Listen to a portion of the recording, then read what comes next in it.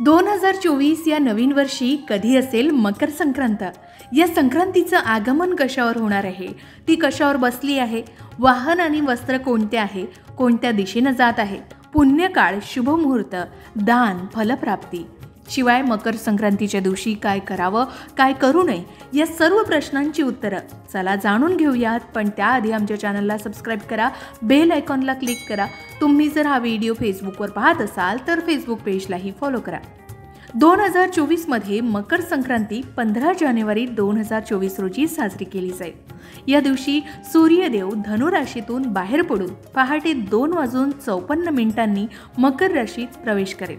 या प्रसंगी शुभ मुहूर्त पुढील प्रमाणे असेल.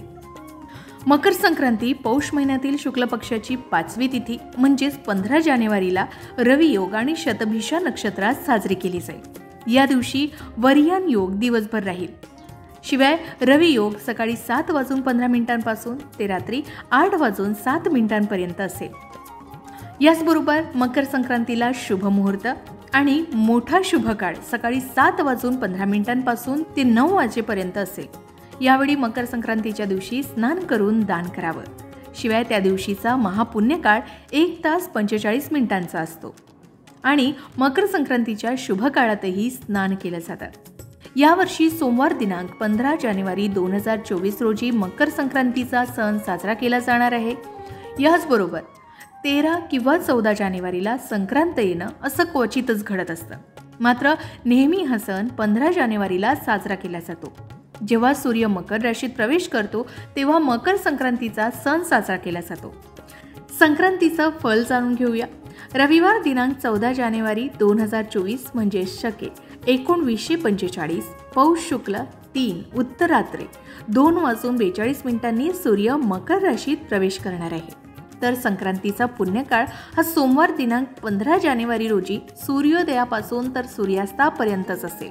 म्हणजे सकाळी 7:17 ते सायंकाळी 6:20 संक्रांतीचा महापुण्यकाल असेल. सूर्याचं मकर संक्रमण विशिष्ट कर्णावर होत असल्यानं संक्रांतीचं वाहन घोडा आहे. याबरोबर उपवाहन सिंह आहे. तिने काळे वस्त्र परिधान केले आहे. हातात भाला घेतला आहे. हळदीचा टिळा लावला आहे. वयानं वृद्ध असून बसलेली आहे. वासाकरिता दुर्वा घेतलेला आहे. चित्राने भक्षण करीत आहे. जातीनं ब्राह्मण आहे. भूषणार्थ सोनं धारण केलेलं आहे.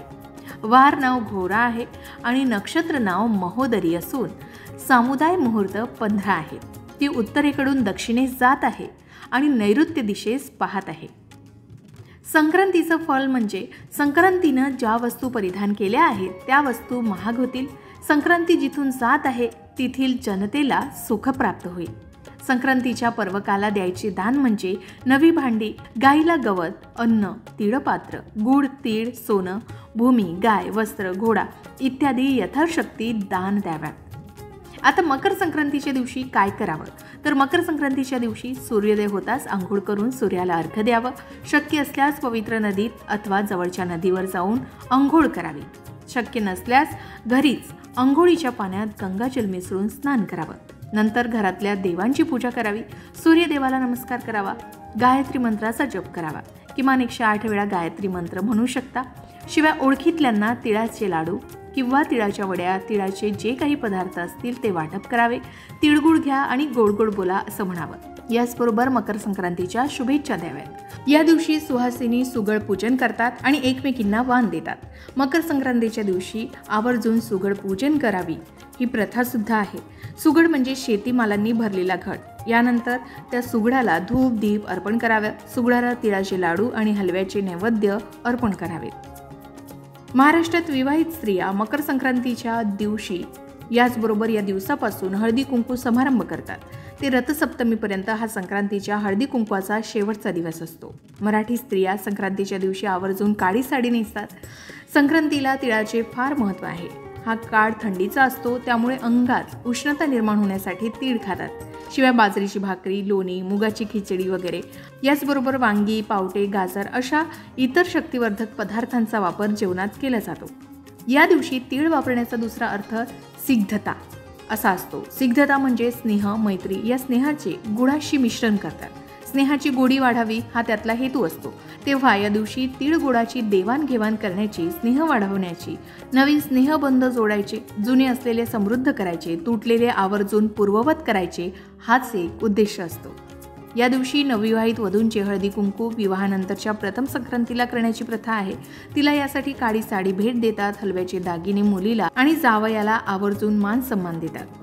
लहान बालकांना संक्रांतीनिमित्त काळ्या रंगाचे कपडे घालून देतात। याचबरोबर त्यांचं बोरनान सुद्धा केलं जातं। त्यानंतर संक्रांतीचा दुसरा दिवस असतो किंक्रांत, म्हणजेच कर दिन म्हणून हा दिवस साजरा केला जातो। या दिवशी संक्रांती देवीनं किंकरासूर नावाच्या राक्षसाला ठार करून त्याच्या जाचातून प्रजेला मुक्त केलं होतं। हा सूर्याच्या उपासनेचा दिवस सुद्धा आहे। या पूजनानं समृद्धी प्राप्त होते अशी धारणा आहे। शिवाय या दिवशी अंघोळ करून सूर्याला अर्घ्य देण्याची ही प्रथा आहे। या दिवशी कोणतंही शुभ काम करणं निषिद्ध मानलं गेलंय। या दिवशी देवी आईची पूजा अर्चना करून देवीला नैवेद्य दाखवतात। त्या दिवशी काही ठिकाणी प्रवास करत नाही। या दिवशी कोणतंही शुभ काम करत नाही। याचबरोबर आता मकर संक्रांतीच्या दिवसात काय करावं आणि काय करू नये, तर मकर संक्रांतीला दान पुण्य देण्याची परंपरा खूप महत्त्वाची आहे। या दिवशी तुमच्या दारात येणाऱ्या कोणत्याही साधूला रिकाम्या हातानं जाऊ देऊ नका। या दिवशी जो कोणी आपल्या दारात समोर येतो त्याला काहीतरी दान नक्की करावं। शिवाय झाडं तोडू नये। हा सण निसर्गासोबत साजरा करण्याचा सण आहे। या दिवशी कोणत्याही झाडाची छाटणी किंवा कत्तल करू नये। मकर संक्रांत हा शेतकऱ्यांसाठी अत्यंत महत्त्वाचा सण मानला गेलाय। शिवाय शेतकरी हा दिवस मोठ्या थाटामाटात साजरा करतात। हा सण निसर्गाच्या सानिध्यात साजरा करण्याचा सण असल्यानं या दिवशी कोणतेही झाडं तोडू नये। याचबरोबर कांदा लसूण खाऊ नये। मकर संक्रांतीच्या दिवशी हे सर्व पदार्थ खाणं टाळावे, कारण असं म्हणतात की तामसिक अन्न खाल्ल्यानं माणसाला राग येतो आणि तो रागाच्या भरात वाईट शब्दही बोलू शकतो। म्हणून या दिवशी कोणतेही वाईट अपशब्द निघू नयेत किंवा आपण बोलू नयेत, यासाठी सुद्धा कांदा लसूण खाणं वर्ज्य मानलं गेलंय। शिवाय या दिवशी गायीची म्हशीची धार काढू नये किंवा दूध काढू नये। या दिवशी शक्य असल्यास गर्भवती गुरांचं दूध काढणं वर्ज्य मानलं गेलंय। दूध देणाऱ्या गर्भवती गुरांचं दूध काढणं किंवा पिणं सुद्धा या दिवशी टाळावं। मकर संक्रांतीच्या काळात तांदूळ, मूग डाळ, गूळ, तांब्याचा कलश, सोनं, लोकरीचे कपडे इत्यादी वस्तू दान केल्यानं सूर्याची अनुकूलता, पितरांचा आशीर्वाद आणि भगवान लक्ष्मीनारायणाचे आशीर्वाद आपल्याला प्राप्त होतात आणि आपल्या आयुष्यात आनंद देणारा सुकर्म योग निर्माण होतो। सोबतच आपल्याला मदत होते, कारण असं मानलं जातं की या योगामध्ये या वस्तू दान केल्यानं पितरांची तृप्ती होऊन जन्मपत्रिकेचे नकारात्मक प्रभावी दोषही दूर होतात आणि आपल्या संपत्तीत आणि सुखसमृद्धीत वाढ होते। तर अशा प्रकारे यावर्षी सोमवार दिनांक 15 जानेवारी 2024 रोजी मकर संक्रांतीचा सण साजरा केला जाणार आहे।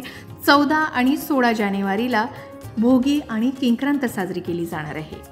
तर अशा प्रकारे तुम्ही सुद्धा मकर संक्रांतीच्या काळामध्ये हे सर्व पुण्य फलदायी कार्य करू शकता आणि त्याचे लाभ प्राप्त करून घेऊ शकता।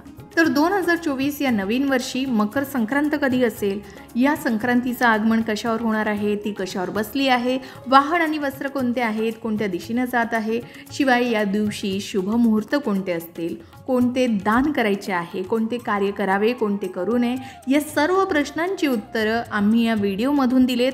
याही व्यतिरिक्त मकर संक्रांतीबाबत आणखी काही प्रश्न तुम्हाला पडले असतील तर कमेंटमध्ये सांगा, त्याची योग्य माहिती देण्याचा प्रयत्न आम्ही नक्कीच करू। अशाच प्रकारच्या माहितीपूर्ण व्हिडिओसाठी लोकमत भक्ती चॅनलला नक्की सबस्क्राईब करा आणि बेल आयकॉनला क्लिक करा, म्हणजे आमच्या नवनवीन व्हिडिओचं नोटिफिकेशन तुम्हाला मिळत राहील।